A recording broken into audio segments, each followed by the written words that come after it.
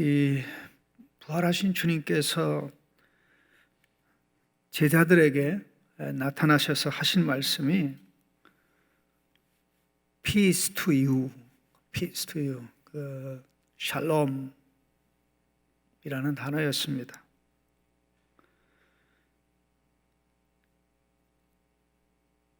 이 말씀을 하신 것은 굉장히 중요한 의미가 있습니다.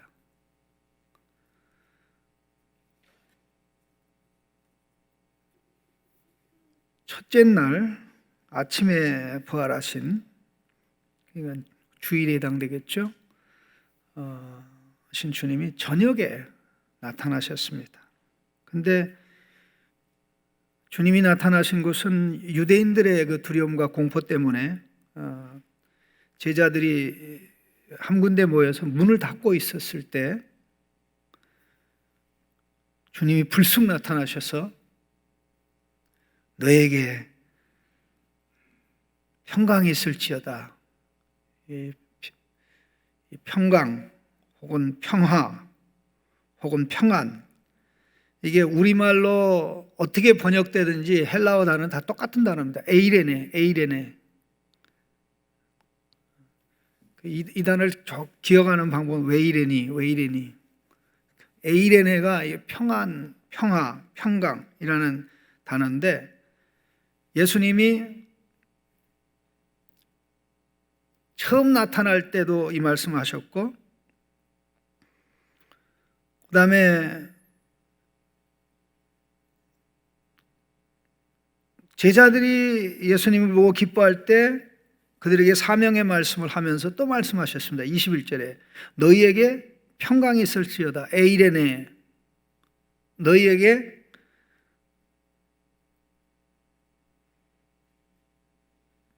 평안이 혹은 평화가 있을지어다.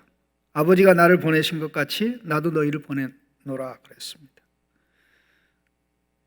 그리고 또 일주일 후에 8일 정도 지나서 26절에 보면 여드레를 지나서 제자들이 다시 집 안에 있을 때에 도마도 함께 있고 문들이 닫혔는데, 바로 8일 전의 상황하고 똑같습니다. 다만 차이는 도마가 있고 없고,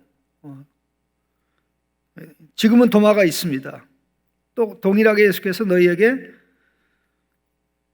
평강이 있을지어다. 에이레네라는 말씀입니다. 3번을 그렇게 말씀하셨는데, 예수님께서는 십자가의 길을 가실 것을 바로 눈앞에 두고 3번에 걸쳐서 제자들에게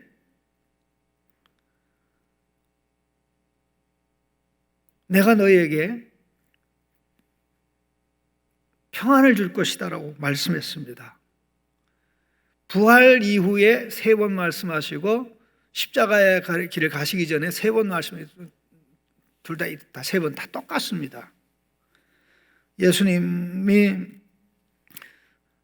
동일하게 말씀하셨는데 14장 26절 27절에 보혜사 곧 아버지께서 내 이름으로 보내실 성령 그가 너희에게 모든 것을 가르치고 내가 너희에게 말한 모든 것을 생각나게 하리라. 평안을 너희에게 끼치느니 곧 나의 평안을 너희에게 주노라. 평안을 너희에게 끼치노니 곧 나의 평안을 너희에게 주노라. 내가 너희에게 주는 것은 세상에 주는 것과 같이 아니라 너희는 마음에 근심하지도 말고 두려워하지도 말라. 여기 평안이라는 말을 2번 말씀하셨죠. 그리고 16장 33절에 이것을 너희에게 이루는 것은 너희로 내 안에서 평안을 누리게 하려 함이라. 세상에서는 내가 환난을 당하나 담대하라. 내가 세상을 이기었노라. 평안. 그 예수님의 부활과 관련해서 가장 찬양하기 적합한 노래가 주 안에 있는 나에게, 우리 같이 한번 불러볼까요? 우리 같이 보면 주 안에 있는 나에게 딴 근심이 있으랴 십자가의 태나가 내 짐을 물었네. 주님을 찬송하면서 할렐루야 할렐루야. 내 앞길 멀고 험해도 주님만 따라가리.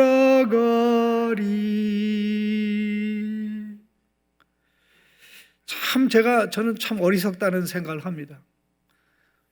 오늘에야 비로소 우리 주님이 말씀하신 평안이 이 십자가 부활의 열매라는 것을 깊이 좀 생각을 하게 됐으니 얼마나 좀 생각이 둔합니까? 우리가 가장 많이 사용하는 단어가 평화, 평안, 평강. 오늘 본문에도 이 단어는 그 예수님이 부활하신 후에는 평강이 너에게 있을지어다 이렇게 얘기했고, 부활 이전에는 평안을 너에게 주노니 해가지고 이게 다른 것 같은 착각을 하게 됐는데 다 똑같은 단어인데요. 예수님이 십자가를 지시기 전에 내가 너희에게 평안을 주는데 세상이 주는 그런 거 아니다. 세상은 내가 너희에게 주려고 하는 그 평안, 평화를 줄 수가 없다. 내가 너희에게 주는 평안은 근심 속에서도, 환난 속에서도, 역경 속에서도, 좌절 속에서도, 전쟁 속에서도 느끼고 누릴 수 있는 것이다. 세상은 그 어디에서도 예수님이 말씀하신 peace, 에이레네, 평화, 과연 예수님이 말씀하신 십자가 부활로 우리에게 주시겠다고 하신 이 평화, peace, 에이레네는 무엇일까요? 우리가 생각하는 대로 그저 마음이 안정된 상태일까요? 물론 그것도 포함됩니다만은 그거보다 더 중요한 것이 성경이 말씀하는 이 평화, 피스, 에이레네는, 샬롬은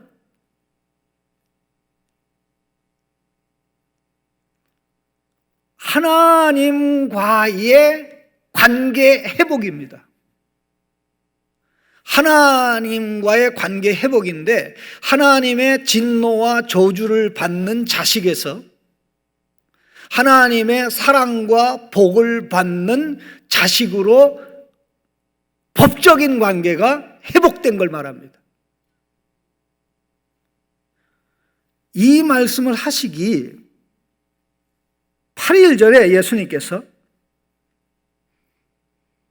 막달라 마리아에게 하신 중요한 말씀이 있습니다. 그 막달라 마리아는 무덤을 찾아갔다가 빈 무덤을 보고 엄청나게 당황했습니다. 그래서 제자들에게 가서 어떤 나쁜 사람이 우리 예수님을 도적질해 갔다고 이야기해서 소동이 일어났습니다. 그 소동으로 인해서 당황한 베드로와 요한이 무덤으로 달려왔습니다.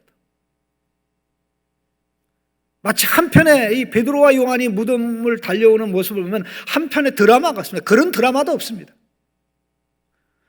먼저는 날쌘돌이 사도 요한이 먼저 출발합니다. 뒤에 출발한 베드로가 헉헉거리면서 요한을 앞지릅니다. 요한을 앞질러서 무덤에 딱 도착을 해서 무덤 안을 이렇게 보니까 무덤이 비어 있어요. 예수님 시신을 쌌던 옷은 있는 걸 보고, 그래서 고민고민하고 있는데 예수님의 사랑하는 제자 요한이 하면서 뒤쫓아 이 현장에 도착했습니다. 요한이 그 현장에 도착한 순간 베드로는 확신을 얻었던지 이제는 무덤 속에 들어가도 되겠구나 하고 무덤 속에 들어가서 상황을 정확하게 확인합니다. 상황을 정확하게 확인한 내용이 예수님의 시신을 감쌌던 그 세마포만 본 것이 아니라 그전에는 요한이 오기 전에 그걸 봤고 그 안에 들어가서 확인한 게 예수님의 얼굴을 덮었던 수건이 별도로 다른 장소에 가지런히 개켜져 있는 것을 보았습니다. 그걸 보고 이게 뭐지? 나사로의 얼굴에 있었던 그 수건하고 같은 종류의 수건이죠. 그리고는 서로 말을 못하고 무덤은 비었으니까 요한과 베드로는 돌아갔는데 요한의 머릿속에는 예수님 부활하셨어. 머릿속에는 예수님 부활하셨어. 예수님 부활하셨어. 부활하셔서 아직 예수님을 만나본 적이 없기 때문에 말은 못하고 그냥 예수님 부활하셨어. 그런데 이 막달라 마리아는 어떤 나쁜 놈이 우리 예수님 시신을 가지고 가는 내가 찾아내고 말 거야 하고 무덤에 계속 머물면서 울고 있을 때 예수님이 마리아야 라고 할 때 이 막달라 마리아는 그 무덤 관리인인 줄 알았어요. 그리고는 우리 예수님 시신 누가 어디로 옮겼습니까? 그럴 때 예수님이 어찌하여 울고 있느냐? 누구를 찾느냐? 당신이 예수님을 다른 데로 옮겼으면 알려주세요. 마리아라 라고 부활하신 예수님 말씀하는 순간 본능적으로 예수님을 알아보고는 예수님의 발을 덥석 잡았습니다. 그때 예수님이 약간 좀 매몰차게 날 잡지 마라. 17절에 날 잡지 마라. 내가 아직 아버지께 올라가지 아니했다. 너는 내 형제들에게 가서 내가 내 아버지 곧 너희 아버지 내 하나님 곧 너희 하나님께 올라간다고 전해줘라. 이 말씀 기억해 보시죠. 너는 내 형제들에게, 예수님의 제자들이 예수님의 브라더, 예수님의 형제들이라는 겁니다.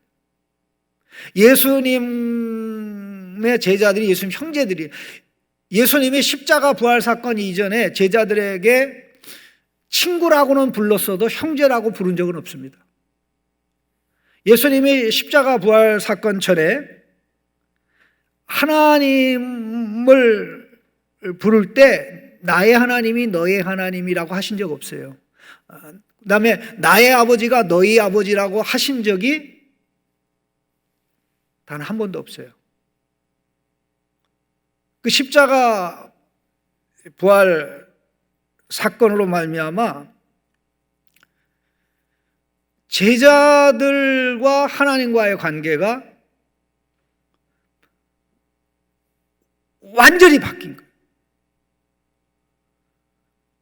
예수님의 하나님이 제자들의 하나님이 되고 예수님의 아버지가 제자들의 아버지가 됐으니까 예수님과 제자들 사이의 관계는 뭡니까?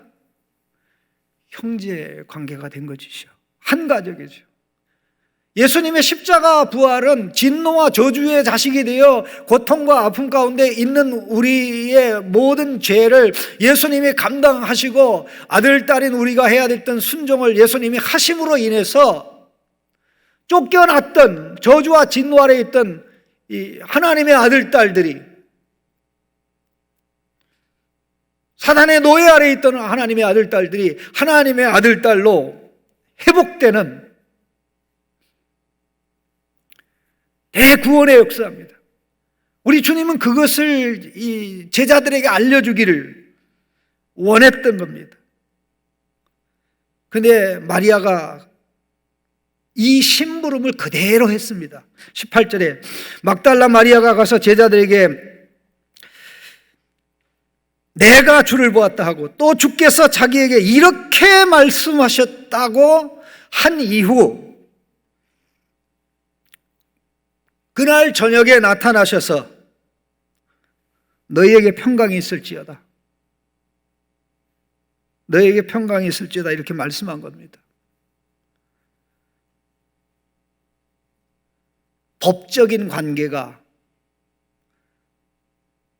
죄와 저주와 진노 아래 하나님의 진노의 대상이 되는, 하나님의 진노의 대상이 되는, 그래서 죄와 사탄의 노예가 된 자들이 이제 죄에서 해방되고 사탄에게서 해방되고 사탄의 나라에서 풀려나 하나님의 백성이 되고 하나님의 자식이 되고 하나님은 아버지가 되고 예수님이, 구주 예수님이 형님이 되어 이제 새롭게 살아가게 됐으니 에이레네, 샬롬, 피스, 팍스. 팍스는 라틴 말입니다. 죄송합니다. 팍스 로마나 있죠.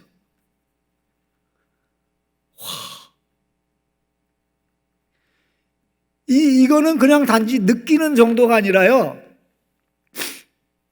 머리로 감지해야 되는 것입니다. 인식해야 되는 것입니다. 와, 이런 것이구나. 세상에 줄 수 없는 것, 문화가 줄 수 없는 것, 기술이 줄 수 없는 것, 예수님이 십자가 부활을 통해서 이뤘구나. 그러한 이유 때문에 우리가 계속 살펴보았듯이 예수님은 십자가를 말로 다 할 수 없는 영광으로, 말로 다 할 수 없는 존귀로, 말로 다 할 수 없는 특권으로 생각하고 그것을 누구에게도 뺏기지 않겠다는 열정과 각오를 가지셨던 것입니다. 이러한 하나님과의 관계가, 법적인 관계가 다 해소되고 정리가 되었기 때문에 이 예수 그리스도의 평안의 복음, 에이레네의 복음, 피스의 복음, 샬롬의 복음을 듣고 반응할 때 실제적으로 성령의 역사로 하나님의 아들, 딸로 회복되어 하나님의 아들로, 딸로 하나님의 집에 입적되는, 입양이 되는 대역사가 있고 계속해서 성령의 도우심을 받아 이제 하나님의 아들로, 딸로 당당하게 살아가는 이와 같은 놀라운 역사가 일어나고, 이게 부활입니다. 이게 부활입니다. 그러니 예수님의 십자가 부활 사건만 생각하면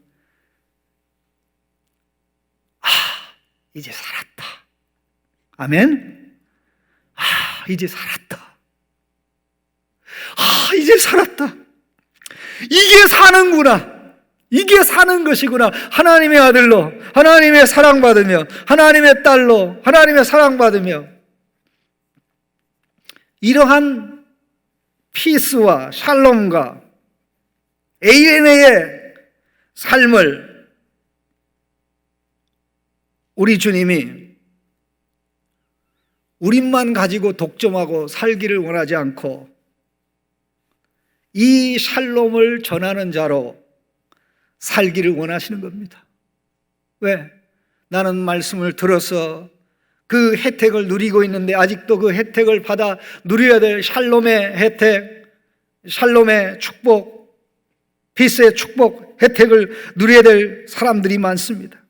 그래서 예수님이 또 말씀하시기를 21절에 너희에게 평강이 있을지어다. 아버지께서 나를 보내신 것 같이 나도 너희를 보내노라. 이제 너희는 샬롬의 대사로 이곳저곳에 가서 이 말씀을 증거해서 아들로, 딸로 회복시키는 샬롬의 역사를 이루어야 될 사명이 있음을 말씀한 겁니다. 샬롬을 확보하신 분이 예수님이고, 이 샬롬을 나눠주는 영광과 특권을 가진 자들이 오늘 우리 주님의 부활을 기뻐하며 즐거워하며 예배에 참석해서 말씀을 듣고 있는 성도님들인 줄로 믿습니다. 예수님이 다 이루셨다. 예수를 믿으셔야 됩니다. 예수님이 다 이루신 것을 받아들여야 됩니다. 하면서 말이죠. 그래서 그 사명을 감당하게 하려고 숨을 내쉬면서 성령 받아라.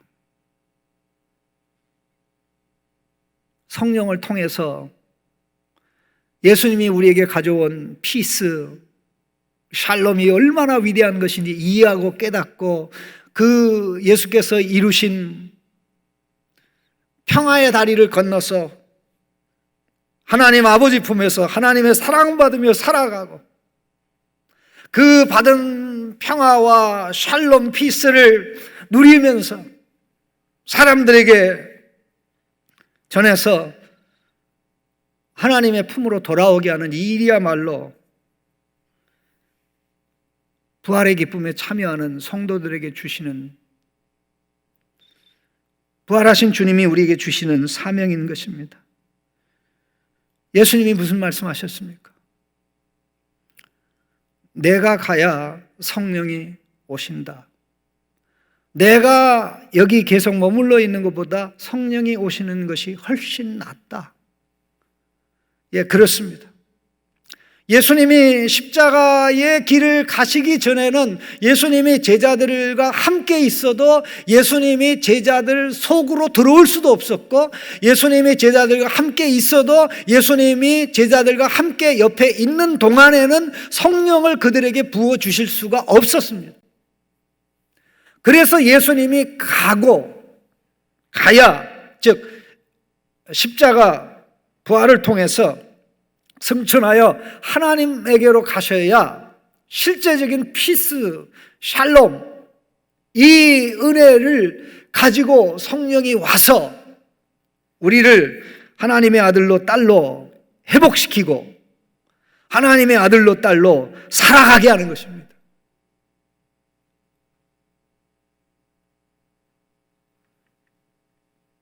그러면서 하신 말씀이 이겁니다. 누구든지 누구의 죄를 사하면 사여질 것이요 누구의 죄든지 그대로 두면 그대로 있으리라.